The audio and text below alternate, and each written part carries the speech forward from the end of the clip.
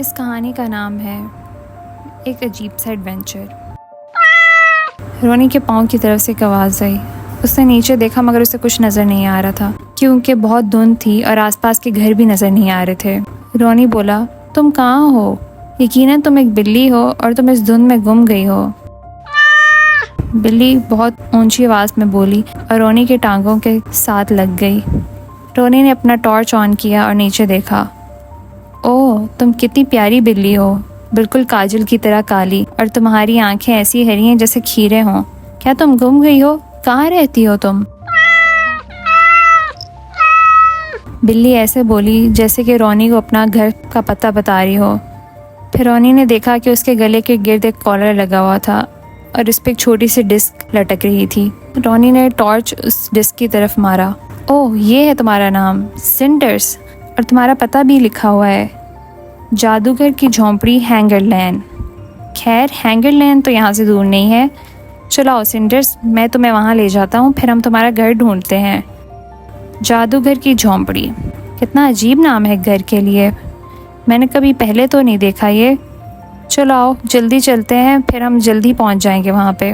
وہ بلی رونی کے ساتھ ساتھ ہی رہی۔ وہ بچہ ہر گھر کے پاس سے گزرتے ہوئے اپنا ٹارچ اس کے دروازے پہ مارتا۔ ہالی ٹریز، نہیں یہ نہیں ہے۔ لٹل ایبی، یہ بھی نہیں ہے۔ یہ کیا ہے؟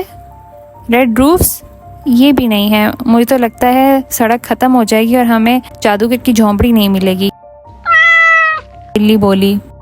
رونی سڑک سے نیچے جاتا رہا۔ آخرکار اسے جادوگر کی جھونپڑی مل ہی گئی۔ وہ بالکل آخری گھر تھا قطار میں۔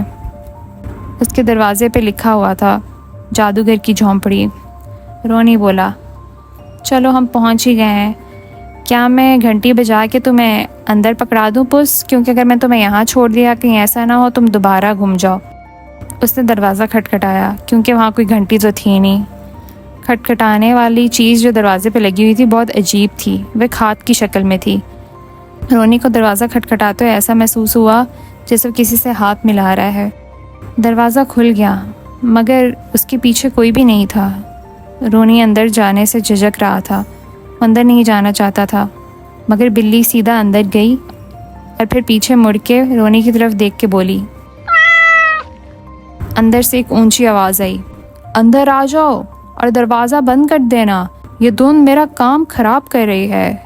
رونی اندر گیا اور اس نے دروازہ بند کر دیا۔ بہت لمبی گلی گزرنے کے بعد وہ ایک گول کمرے میں آیا۔ وہ ہر چیز کو بہت حیرانی سے دیکھ رہا تھا۔ فرش کے درمیان میں ایک سوراخ تھا جس کے اندر سے آگ نکل رہی تھی۔ اس آگ کا دھواں ہرے رنگ کا تھا۔ اس کے اوپر ہی ایک بہت بڑا پتیلا لٹک رہا تھا جس کے اندر کوئی چیز ابل رہی تھی۔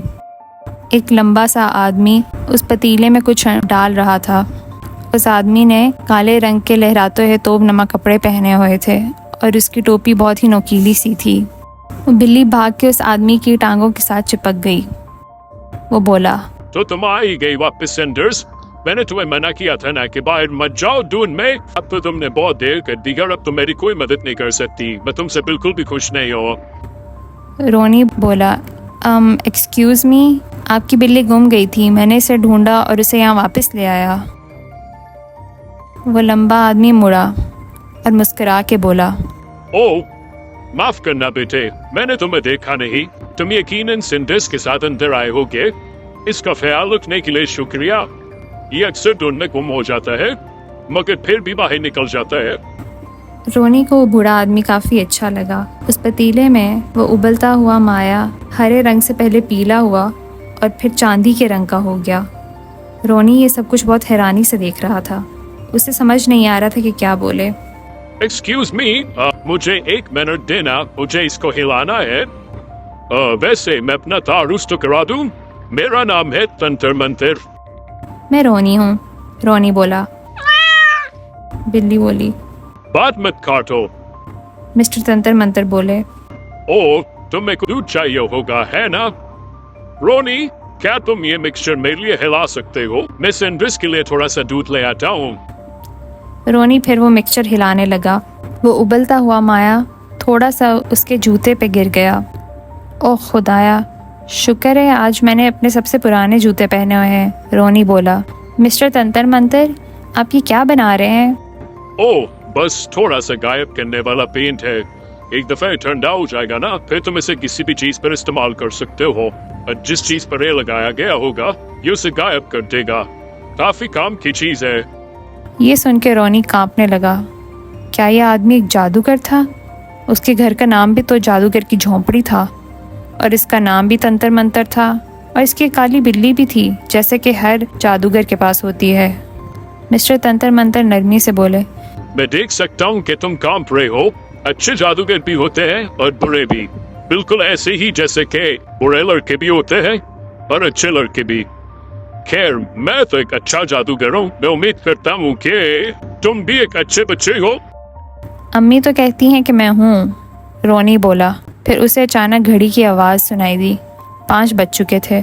ओह खुदाया, क्या वाकई 5 बज गए हैं? मुझे तो फिर जाना चाहिए, क्योंकि अगर मैं नहीं गया तो अम्मी बहुत परेशान हो जाएंगी। वो समझेगी कि मैं धुन में गुम गया हूँ। मिस्टर तंत्र मंतर बोले, सिंडिस को वापस लाने के लिए बहुत शुक्रिया। शायद तुम कल दोबारा आ जाओ और मेरे साथ चाय पियो। मुझे बहुत खुशी होगी तुम्हें दोबारा देख के, और मैं तुम्हें काफी मजेदार चीजें भी सिखा सकता हूँ।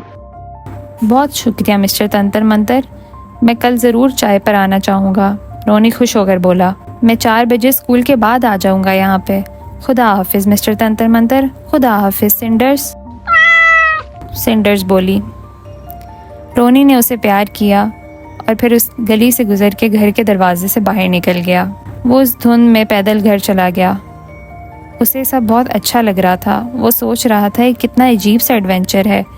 जब घर जाके उसने अपनी अम्मी को सारी बात बताई तो वो हंसी। तुम इस धुंध में ख्वाब देख रहे थे, वो बोली, मगर अगर तुम मिस्टर तंत्र मंतर के पास जाना चाहते हो तो कल जा सकते हो। तो मेरे लिए भी कोई ऐसा जादू मांग लेना जो कि चूल्हा बंद होने से रोके।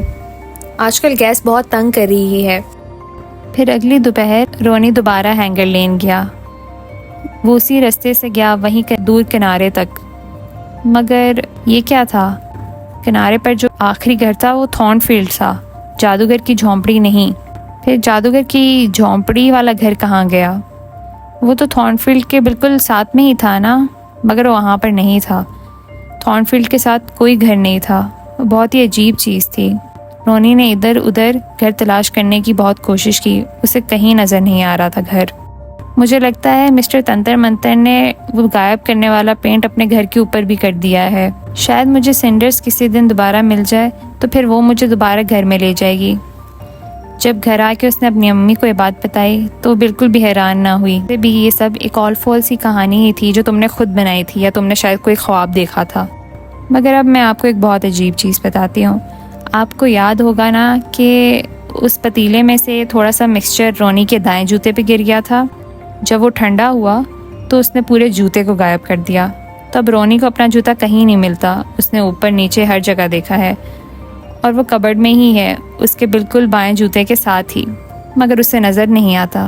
तो अगर आपको रोनी किसी दिन मिला तो आप उसे ज़रूर ये बात बताइएगा।